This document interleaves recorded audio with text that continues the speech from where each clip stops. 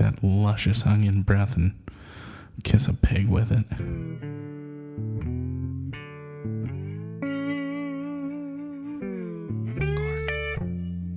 It's your turn to... Oh, is it for me? Consider yourself fired. Why are you winking at me? Consider yourself fired.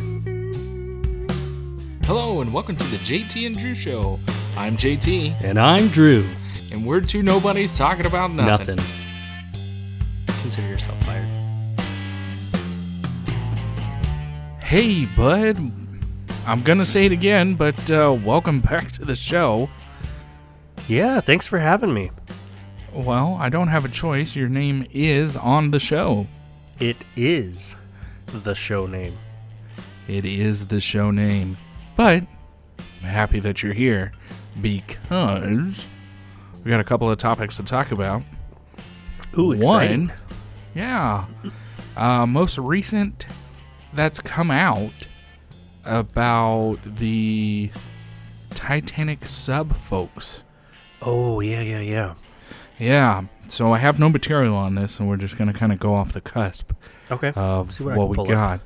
Yeah, but have you heard of this expedition or kind of like a tourist deal that's been going around, or that had happened, where there were, I believe, 5 individuals that paid to go see the Titanic, and they are now with the Titanic. Oh, so they weren't... Okay, yeah. I think I heard that. They hadn't been recovered. Yeah, so latest news is that there is a debris field that has been found near the wreckage of the Titanic through, and don't quote me on this, but through sonar of the Coast Guard that they believe is near the Titanic wreckage. There's a new blip on the sonar that shows that possibly this thing has imploded. Oh, wow. Yeah, a few of us were talking about it at the office, before any of this was discovered, and trying to, kind of speculate, what do you think happened? Do you think it was an implosion, or do you think perhaps as they were diving there was a leak and they drowned before that happened? Or, it could be any number of things. And then obviously we found out this news that you're talking about now. Right. Yeah. Well, I don't have any sources, but according to something that I heard, now when you hear things, obviously you need to do research, and I have failed you at this one, but there apparently was, yeah, you should be. Apparently there was an individual who was on like the engineering team who stated that the glass that is in that capsule was only rated for a certain amount of meters. So the Titanic is like 2 miles under the water, right? Sure. But it wasn't rated for that depth, and that engineer or that individual was then let go from the team that this guy had put together. Okay, that's interesting. Yeah, I know don't take that to the bank, but you know how these things develop. You're going to hear things that come out, and people are going to have stories, and you never know which one's true, which one holds weight. So there's rumors going around that other people knew that this submarine was not safe, but people went ahead and paid the $200,000 or $250,000 to go down and see the Titanic. Yeah. How about you? Would you spend $250,000 to go see the Titanic? Man, underwater? I'd probably pee my pants if I had $250,000. You're not lying, but let's just say your net worth was over $50 billion. Okay. So right? This is like a drop in the bucket. Yeah. So would you take $200,000 or $250,000 to go see the Titanic if you were that stupid rich? If it were, what do you say? Like, if the capabilities had been tested and gone through, lots of testing, and hey, this thing works. It's not failing. Like, we finally got the recipe down good and we can prove it. Possibly. So what you're telling me is you like water. I don't dislike water. I like drinking water, but you will not get me into the ocean anymore. Not going to happen. We'll see about that. So it says here on an article that I found, a former employee of OceanGate alleged in 2018 in a counterclaim lawsuit that he was fired for raising concerns about quality control and testing of potential flaws in the same experimental submersible that went missing this week. So that may be the guy that you were talking about. It says David Lockridge, an engineer and submarine pilot, claimed that his counterclaim against OceanGate, the company that owns this submarine, that he was hired in 2015 to ensure safety of all the crew and clients during the submarine and surface operations of the vessel. However, when he expressed concerns about the design and testing of the hull, he said he was terminated by the company. Interesting. Yeah, that is interesting. You have an expert that's on your team and is telling you, hey, this isn't safe. And you say, haha, good joke, you're fired. Yeah.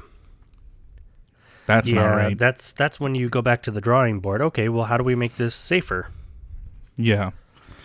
Probably, and this is just me trying to put a business suit or business hat on, but probably because the company was running into debt or not making any money to pursue any kind of new things that needed to happen for this expedition or tourist thing to happen. They probably were just like, man, we don't like your answer, so go ahead and kick rocks. We're going to go ahead and start selling tickets. Yeah. I mean, it very well could be. They're trying to raise money, and I'm sure the thing was not cheap, so they're trying to get it paid off and, make the investment well worth its while. Yeah, well, it's not cheap chartering a boat along with, regular people or billionaires at this point. Yeah. Chartering those people on a boat out to where the Titanic sank to go see the Titanic. No, yeah, it wouldn't be cheap at all. I'm looking here, talking about the capabilities and specs and everything on this mini sub. Yeah. So it is about 22 feet. Like you said, held 5 passengers, 5 tourists. It says here that it was abruptly severed less than 2 hours into its descent on Sunday. The purpose of the dive was to explore the depths where the Titanic wreckage lies, resting at a depth of over 2 miles, nearly 4 kilometers, beneath the ocean surface. Okay, so this thing weighed about 20,000 pounds in the air. The submersible is specifically ballasted to achieve neutral buoyancy once it reaches the sea floor. Setting it apart from typical submersibles, the Titan's passenger hull is a combination of carbon fiber and titanium. This innovative blend renders the craft significantly lighter than those primarily made of steel or titanium, which there was some controversy about that too, the materials that they used not mixing well together. Yeah, well, carbon fiber and titanium, I wouldn't take that down to the ocean with people on it.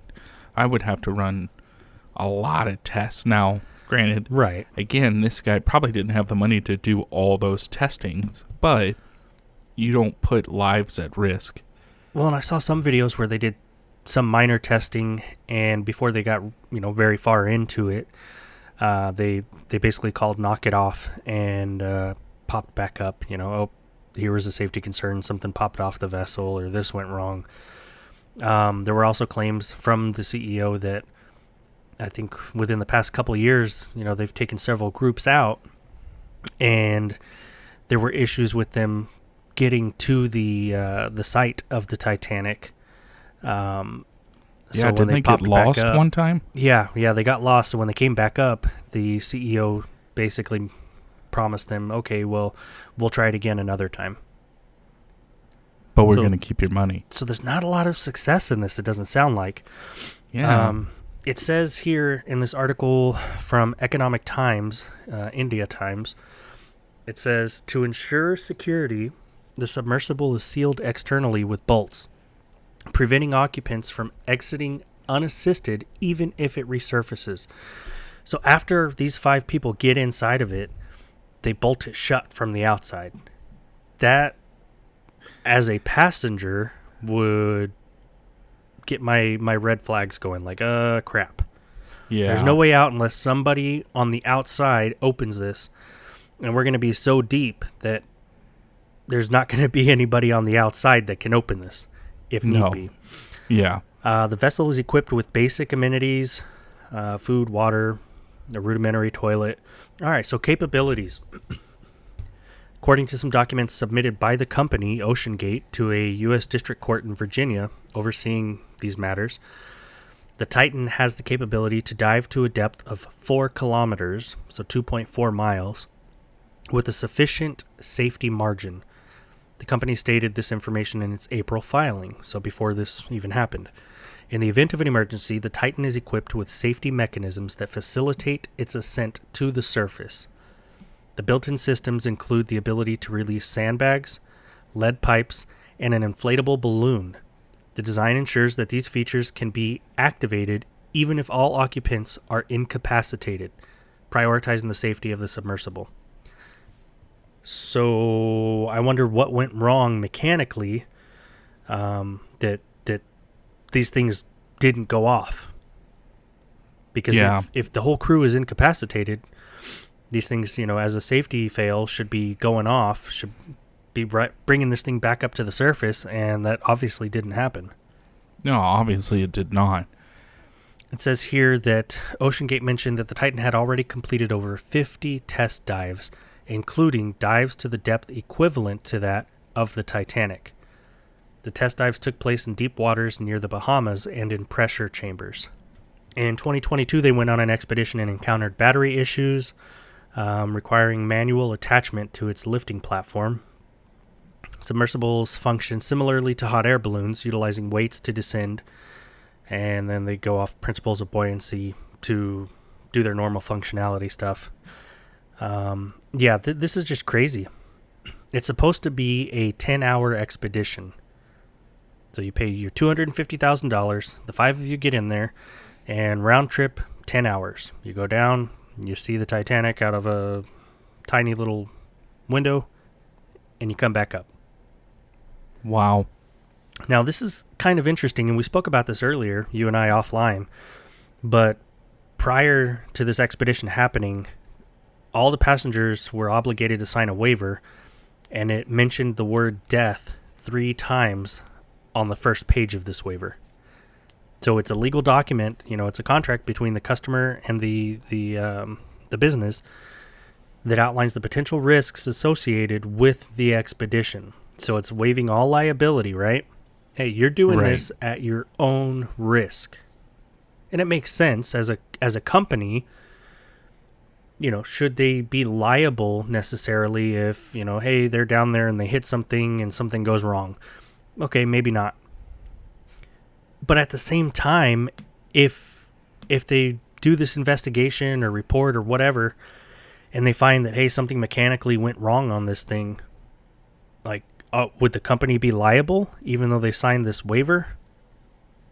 Or I would think so. Is it, well, sorry about your luck, you knew the risks? I don't know. I think if it's mechanically something happened that the company knew about, they knew that these particular things weren't up to spec, then I think the company's liable and needs to provide the surviving family their money back plus compensation, right? Yeah, you would think. But legally, I don't know, all the legalese, how that works with those particular waivers. Well, think about this. It is like the military. Everything's waiverable.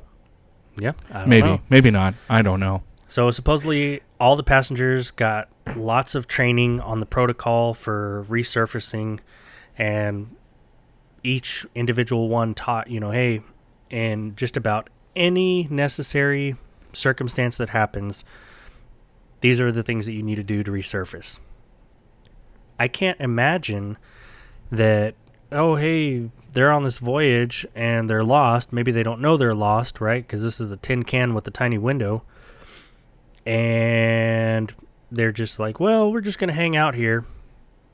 Like, at some point, they've got to realize, and for not one of them to try to resurface.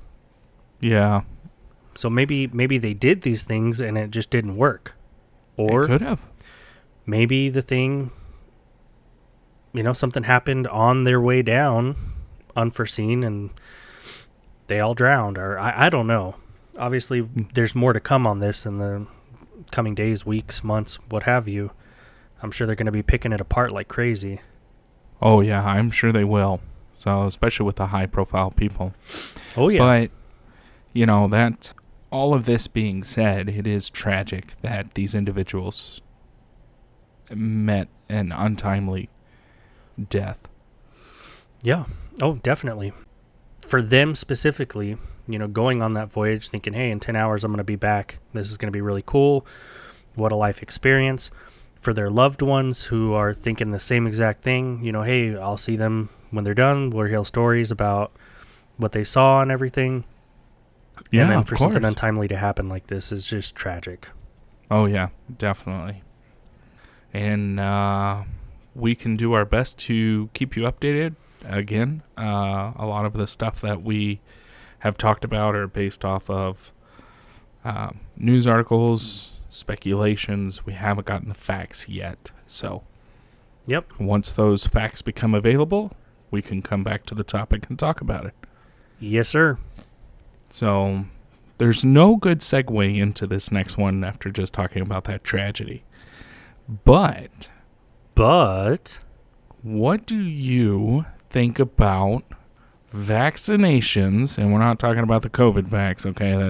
That's coming back again, but, that's tinfoil hat stuff. Guess who's back? Yeah. What do you think about just normal, regular vaccinations and insurance companies paying or not paying for them, or the government providing them to you at a free cost or a kind of like a something that costs less? Interesting question. I think everything should be free healthcare for all, right? No, I'm just kidding.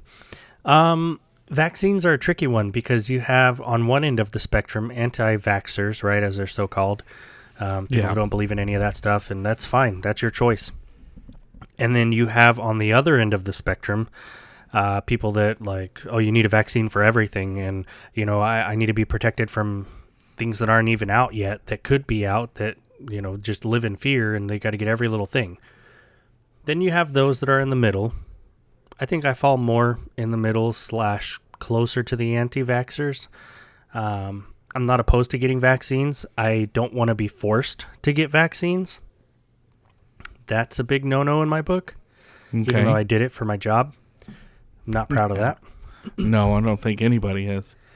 But I think that if it's something that's necessary for a life event, for example, like the COVID vaccine, when they're forcing that on everybody, or, hey, you're getting ready to, you're in the military and you're getting ready to be exposed to X, Y, and Z in this foreign country, or your job has you travel and they recommend vaccines to protect you while you're traveling. In those events where it would be deemed necessary, I think that it should be no cost, right? If they're saying, hey, you need this, whether it's a part of work or a part of life, school, whatever the case, it should be provided. Now, if they say, hey, we have this COVID vaccine, golly, we have this new vaccine that, you take it every 6 months and it just makes you feel good about yourself. Okay, if you want to take that, go for it and pay whatever price it costs. And if you have insurance, then pay the deductible or the discounted price or whatever. But I don't think necessarily that should be free. If it's an optional, this doesn't affect me really, I just want it to feel good, right? I want the warm fuzzy that I'm taking care of. Yeah, and the point of a vaccine is to prevent you from getting whatever you've been vaccinated on, right? Sure. But we see this every year with the flu. Yes. Flu vaccine. Oh, it's flu season. Get your vaccines. Get your flu vaccine. And most places, well, not most, many places provide it for free or at low cost. Again, depending on your insurance or lack thereof, what have you. But it's kind of a hit or miss with that because there's several people over the years, over the decades, that have received the flu vaccine and a week later, 2 weeks later, a month later, whatever, oh, hey, I've got the flu now. Yeah. Or you get, so they primarily do it for like influenza A, right? Or right. The strand A, and you end up catching the other one. Right. So it's a preventative. It kind of helps with minoring the symptoms as you go through the motions. But your body produces it helps produce the antibodies to help fight off if you were to be around it again, right? Oh yeah, the body is a very strong thing. If you let, so to speak, nature take its course, and you end up getting infected with the flu or insert virus here, and like you said, your body develops those antibodies to it. Your body basically teaches itself to fight it off next time. Yeah. Well, I'm kind of in the same boat, but I was watching a video about an individual who was a prior service member, and his take on it wasn't eye-opening for me, but it was kind of like hey, let me dwell on this for a little bit. Let me think about this. But I wanted to bring it up to your attention and our viewers' attention, where he was, I want to say he was prior Army. Okay. He, not special forces or anything that I know of, but he was saying that he has seen in his time in the military where one thing was said, but it actually meant something else, and that how,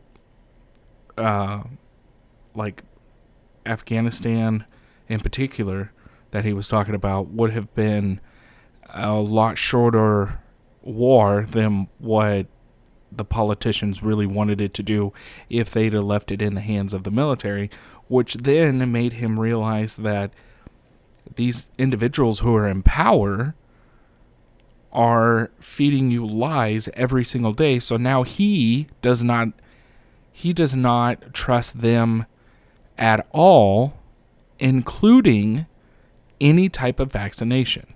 So in his experience, he has seen, or in his mind, every single person in power, not particularly politicians, but anybody of power, will lie to you in order for you to do something that they want done.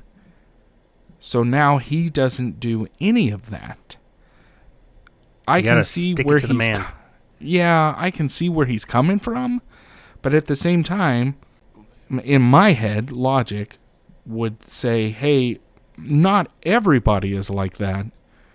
You kind of need to still trust a few people. Now, if you have personally experienced with that one individual, okay, yeah, maybe that one individual who's trying to lie to you or deceive you in any way, okay, yeah, maybe not trust that, but you can't go through life not trusting anybody, No, and that includes people of power. That includes the vaccinations. The only reason I brought up the vaccinations in this conversation is because I had a buddy, and yes, I have friends outside of you, who they are, I know I really don't, but in this particular case I do, who they are going to have a baby soon. right?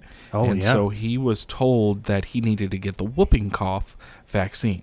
Now, you know me, we've known each other for years. Yep. I have 3 kiddos. I have never gotten a whooping cough vaccine for any one of them, and all 3 of my kids are fine. I don't believe that they've ever gotten the whooping cough, and I know that the whooping cough for young kids is very harmful because their immune system is building, and that first 6 months or first 6 weeks or whatnot, that's really kind of getting their immune system just up and running and things like Right. that. But is it really necessary for you to vaccinate yourself against a certain strand of something that, in my experience, never really affected anything else? Granted, times are different now, but Oh, yeah. Times are way different now, especially coming out of this COVID pandemic.